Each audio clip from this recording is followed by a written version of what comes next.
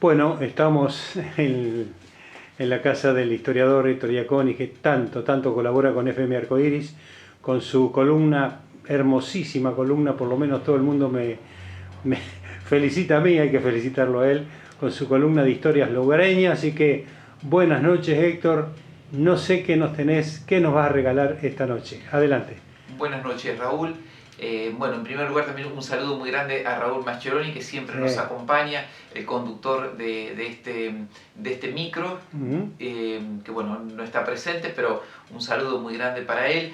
Y bueno, la idea hoy es compartir, como hacemos todas las semanas, a través de FM Arcoiris, tanto a través de la emisora como de la página de YouTube, donde pueden ver las imágenes y que por ahí vamos a hacer referencia hoy. Hoy vamos a por ahí ilustrar un poquito más esta conversación, por así decirlo, porque se remite a un acontecimiento del cual se cumplirá un aniversario, se cumple un aniversario el 18 de mayo, y que fue el asesinato de Eugenio Rigamonti y Agustín Lucero en el recinto del Consejo Deliberante de la Municipalidad del 9 de Julio.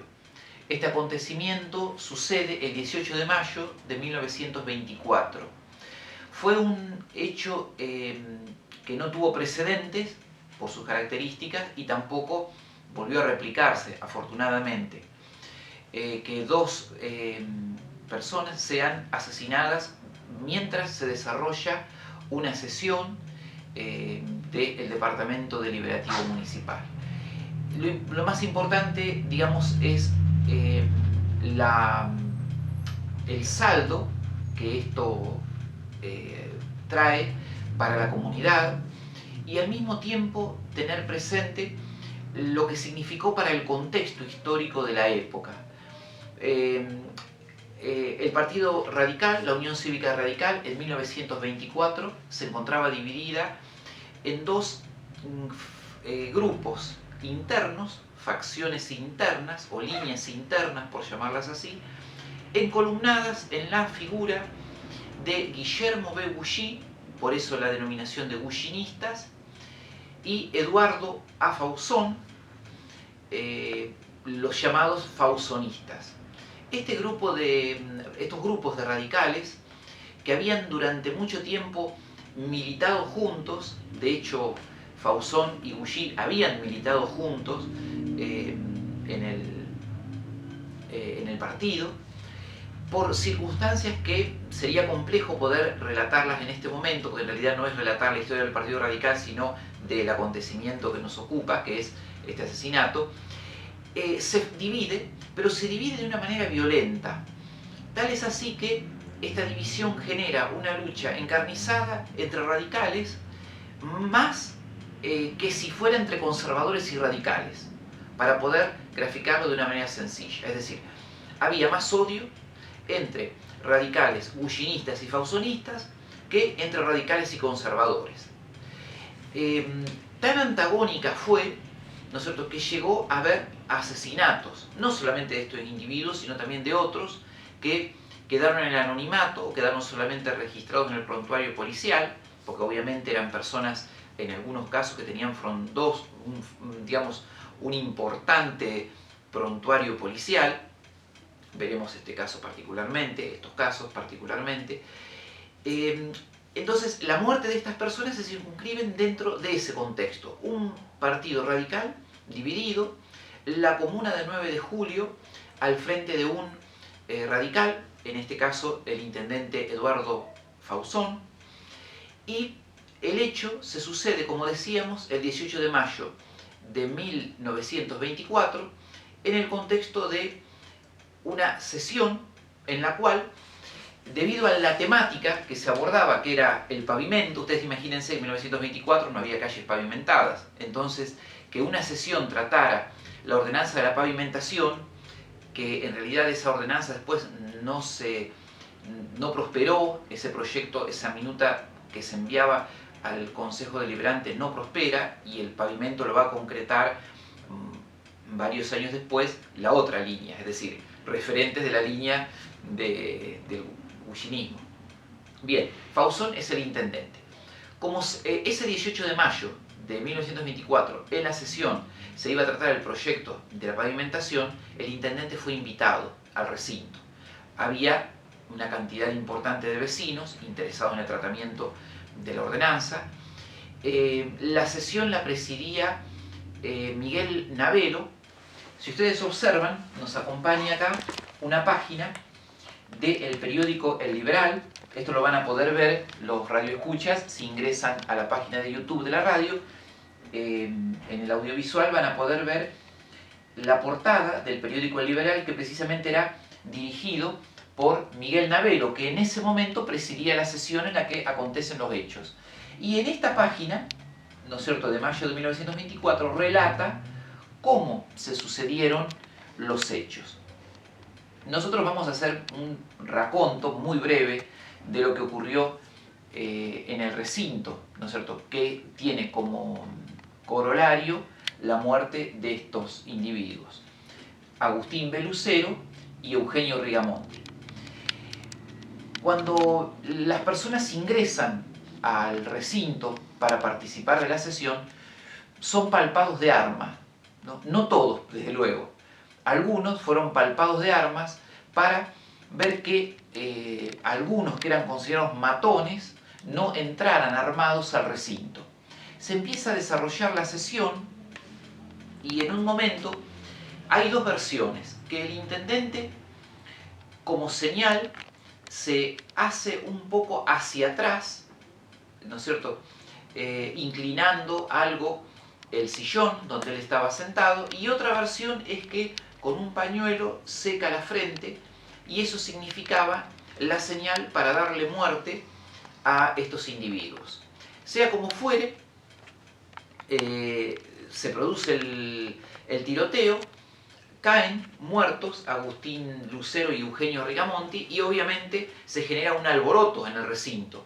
Algunas personas, por el terror que les produjo, ¿no es cierto?, quisieron salir del recinto, ganar la calle, y dado que era tanta la cantidad de gente que había, y en ese momento la disposición del Palacio Municipal era otra porque era de una sola planta, recordemos que era el viejo edificio municipal, hubo quienes subieron arriba de los techos y saltaron, ¿no es cierto?, a la calle, a la vereda, ¿no es cierto?, desde los techos de la municipalidad. Ese fue el caso del señor Gornati, que al intentar bajarse del techo se sostuvo de una de las balaustras que tenía el edificio municipal en la época, y la balaustra se rompió y durante muchos años estuvo rota, ¿no?, hasta que alguien la restauró, o quedó así hasta que se restauró, digamos, el edificio, porque precisamente perdió pie al querer bajarse del techo, digamos, un poco temiendo por la vida, porque al producirse el tiroteo, digamos, la gente cundió en pánico y quiso salir del recinto de la manera más rápida. Los asesinos, ¿no es cierto?, fueron, digamos, alojados en la parroquia y escaparon por una puerta lateral, que la puerta se mantuvo en el templo hasta no hace muchos años, que es la que actualmente, digamos, alberga el arco que alberga la reliquia del Santo Cura de Ars, es decir, en la capilla del Santísimo Sacramento, y que comunicaba el templo parroquial con la municipalidad, ¿no? Hasta hace algunos años que se hizo una refacción, la puerta se conservó. Por ahí los asesinos escapan y pueden salir, digamos, a la calle. Obviamente después fueron reclamados por la justicia, se siguió un proceso.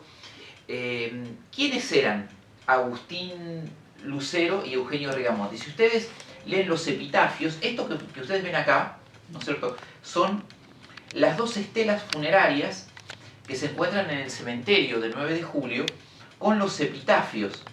Son placas de tipo epigráfico porque mayormente, como ustedes ven, tienen contenido, digamos, de texto. No hay ningún otro tipo de ornato en la placa, y precisamente tienen un extenso epitafio que quien no conoce la historia de ellos piensa estamos delante de dos mártires, del nicho o del sepulcro de dos mártires. Bueno, ni Eugenio Rigamonti ni Agustín Lucero eran mártires. Acá fueron asesinados, tal vez sí cobardemente, pero los dos eran matones. En el caso de Agustín Lucero, había purgado pena por, digamos, faltas que había cometido, digamos, ya había estado en la mira de la justicia. Y Eugenio Rigamonti, el 1 de enero de 1924, había asesinado a Florencio Santangelo. Fíjense ustedes, él fallece en mayo y en enero le había dado muerte a Florencio Santangelo, que era también un matón muy conocido de la época, que a partir de digamos, una especie como de ajustes de cuenta entre matones de distintas facciones políticas, Eugenio Rigamonti le dispara con una escopeta recortada, digamos, esperándolo a escondidas en la esquina de las actuales Tucumán y Libertad, ¿no es cierto? En una noche de enero del 1924 lo ultimó también cobardemente, porque en definitiva lo esperó escondido y le disparó con un arma recortada. Esa es un poco la historia de la muerte, resumida por supuesto, de estas personas, Eugenio Rigamonti y Agustín B. Lucero, que bueno, que es interesante, si se visita el cementerio, visitar sus nichos y leer los epitafios, que para acceder al lugar es muy fácil, ingresando por el acceso principal del cementerio o peristilo, ¿no es cierto?, hacia la izquierda, sobre la línea digamos, del paredón, de los nichos del paredón. Es muy fácil, en una altura media, son inconfundibles porque ambas estelas están juntas, son de un bronce patinado y son prácticamente inconfundibles. Es interesante porque es el mensaje de sus correligionarios que quieren transmitir hacia la posteridad, digamos, la muerte de estas personas. Pero bueno, mucha gente piensa fueron héroes por la manera en que se los asesinó, y bueno, no eran héroes, eran matones, eran los custodios políticos de la época, de la década del 20, y también artífices de esa época brava, de una política que muchas veces se arreglaba en el comité, que albergaba a personas que jugaban a la taba, que jugaban a juegos de azar, que también se comía el asado y se tomaba el vino, pero que también, ¿no es cierto?, se arreglaban con la muerte las cuentas pendientes. Hasta la próxima semana.